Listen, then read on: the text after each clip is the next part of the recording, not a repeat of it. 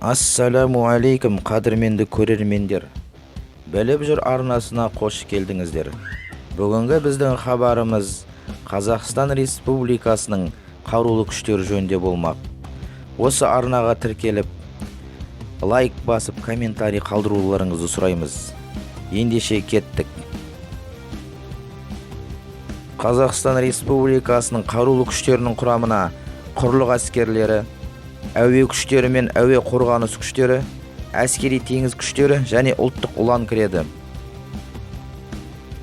Қазақстан Республикасының қарулы күштеріне шақыру жасы 18 бен 27 жас аралығында. Қызмет ету 1 жыл. Әскер саны 8740 адам. Резерв 32.000 адам. Әрине бұл ашық ақпарат көздерінен алынған мәліметтер. Шынайы ақпарат ол мемлекеттік құпия болып саналады.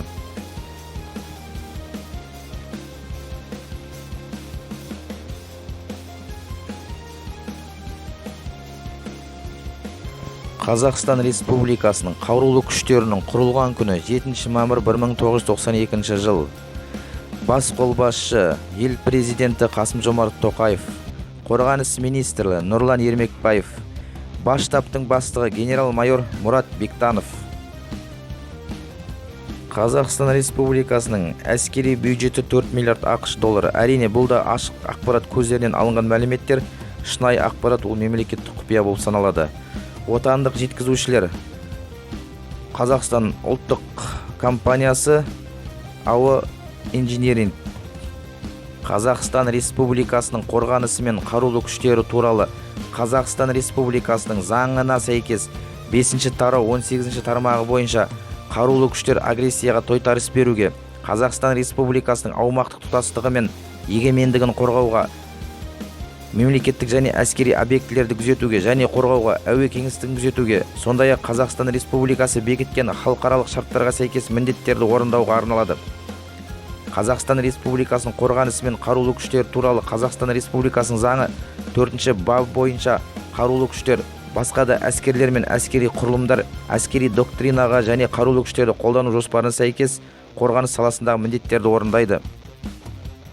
Жалпы шекара ұзындығы 13392,6 шақырым болатын ұланғайыр жерімізді қорғап, еліміздің бейбітте берекелі тыныштығын сақтап күзетуге Қазақстанның қарулы күштері қауқарлы ма?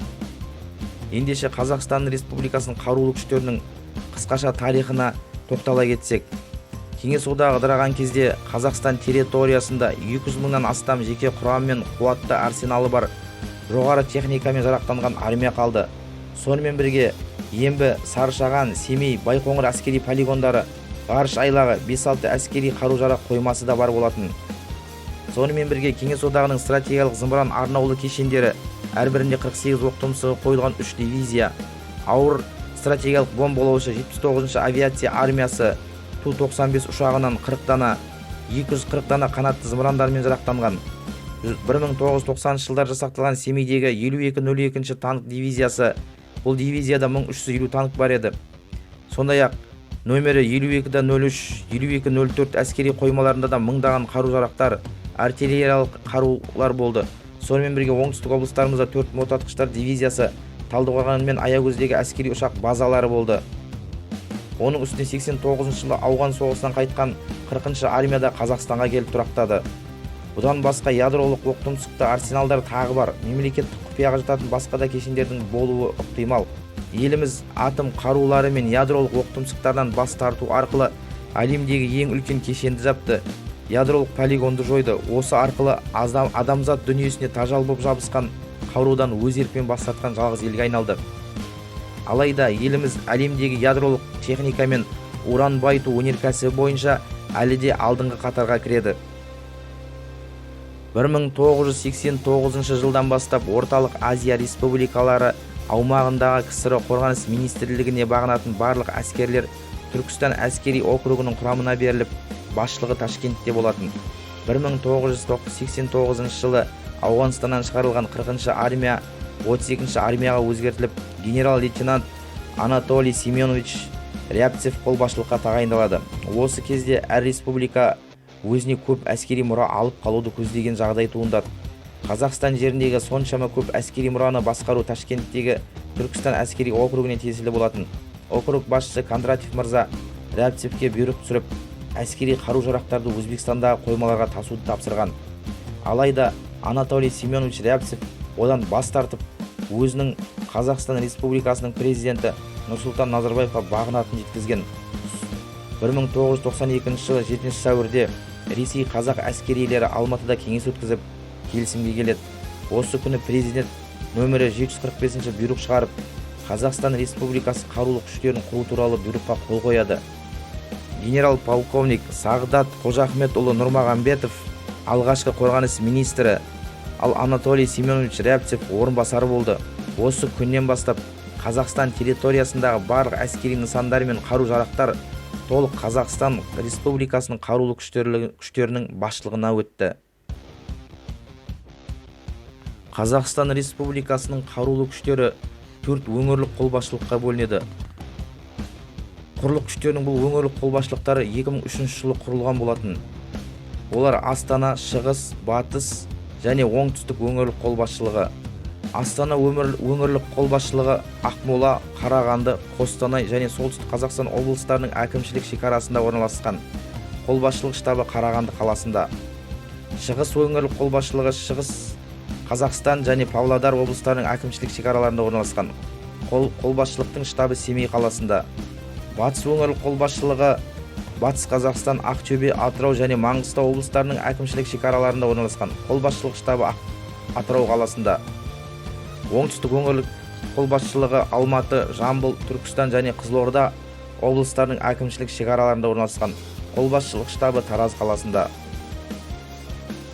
Міне биыл Қазақстан Республикасының қарулы күштеріне 28 жылдан асты. 27 жылын артқа тастаған еліміздің қорғаныс саласы осы жылдар ішінде небір белестерден өтіп, небір қамалдарды алды, бұғанасын бекітіп, қанатын қатайтты, өсті, өркендеді, осылайша бүгінгі келбетіне жетті. Қазақстан бүгінде орталық Азиядағы ең қуатты әскери әлеуетке ие мемлекет. Қазақстан қарулы күштері мынандай техникалармен жабдықталған. Т-72БА танкілері, бұлардың 650 данасы бар. Және ескерте кететін жағдай, Қазақстанда Т-72-лерді отандық Т-72 шығыс модификациясына жаңартулар енгізіліп жатыр.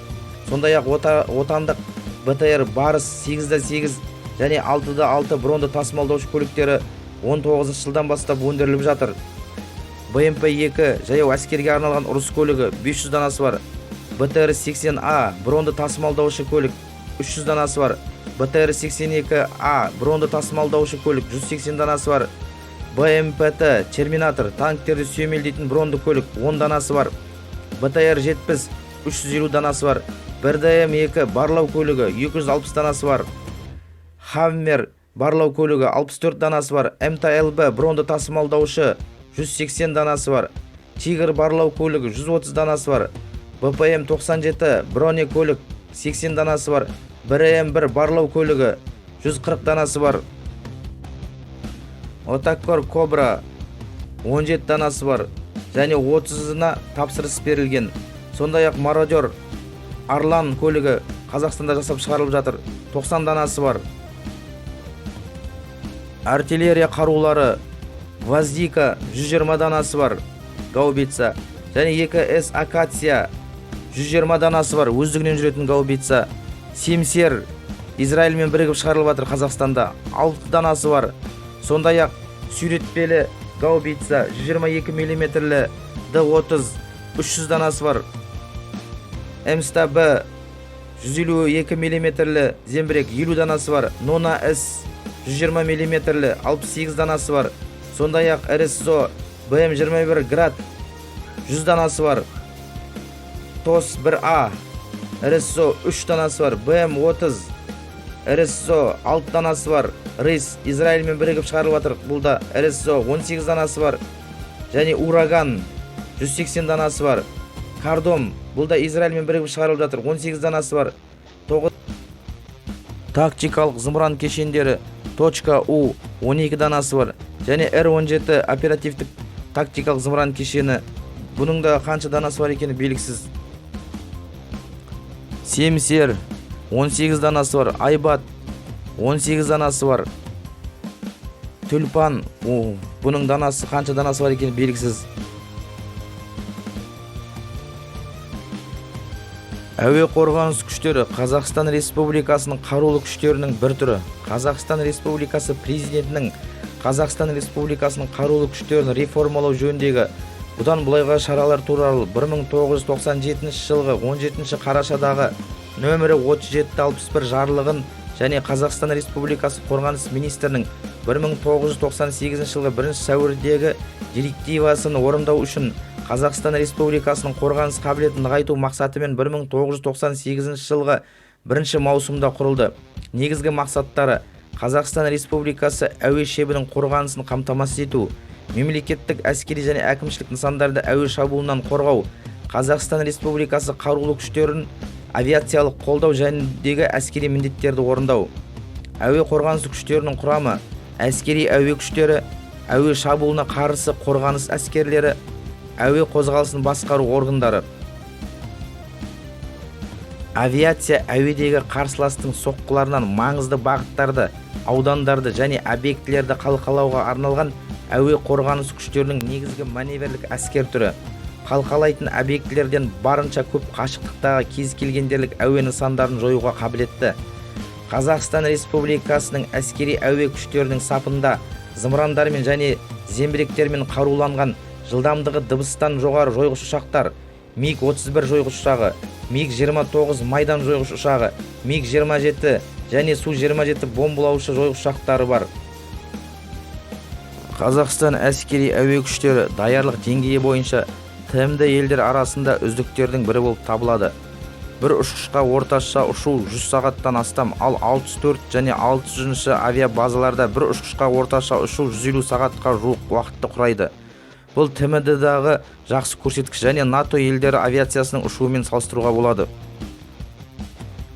Қазақстан Республикасының әскери әуе күштері саны бойынша посткеңестікте Ресей әскери әуе күштерінен кейін екінші болып табылады. Олардың иелігінде 400-ден астам әскери ұшақ, 80 көлік ұшағы және әртүрлі мақсаттағы 300 тікұшақ бар. Әртүрлі үлгідегі мамандандырылған ұшақтардың болуы Қазақстан әскери әуе күштеріне әуе кеңістігін қорғау, құрлық әскерлеріне қолдау көрсету және қарулы күштерді әуе арқылы жылдам тасымалдау міндеттерін тиімді шешуге мүмкіндік береді.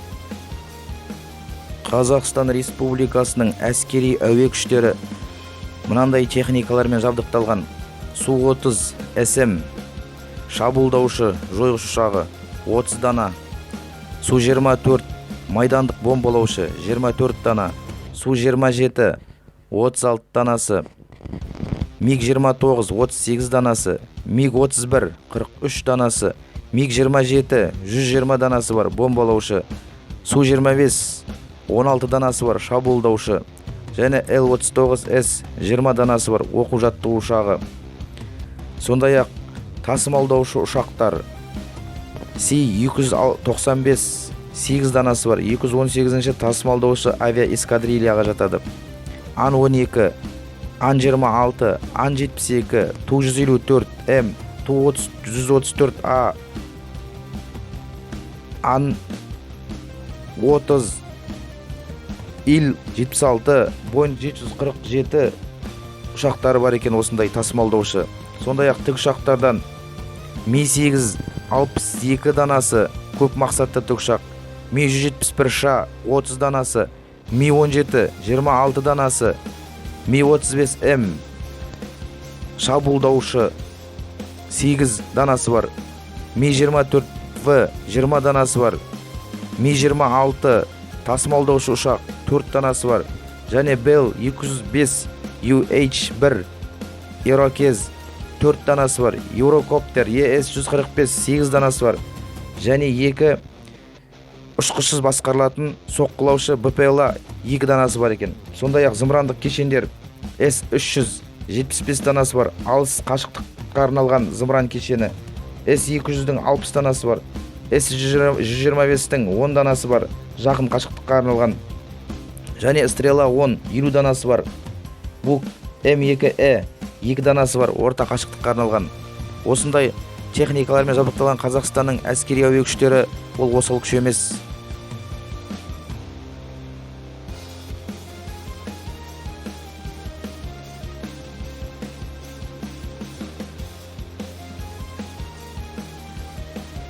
Қазіргі уақытта Қазақстанның әуе қорғанысы күштері жеке құрамының жалпы саны 19.000 адамды құрайды. Қазақстан әуе қорғанысы күштерінің құрамына құрылымдық жағынан әскери әуе күштері, әуе шабуылына қарсы қорғаныс әскерлері, радиотехникалық әскерлері кіреді. Әскери теңіз күштері Қазақстан Республикасының президентінің 7 мамыр 2003 жылғы жарлығына сәйкес құрылды. Негізгі әскери қимыл аудандары Каспий теңізі шекара аймақтары. Қазақ әскери теңіз күштерінің жалпы саны 3000 адамнан құралады.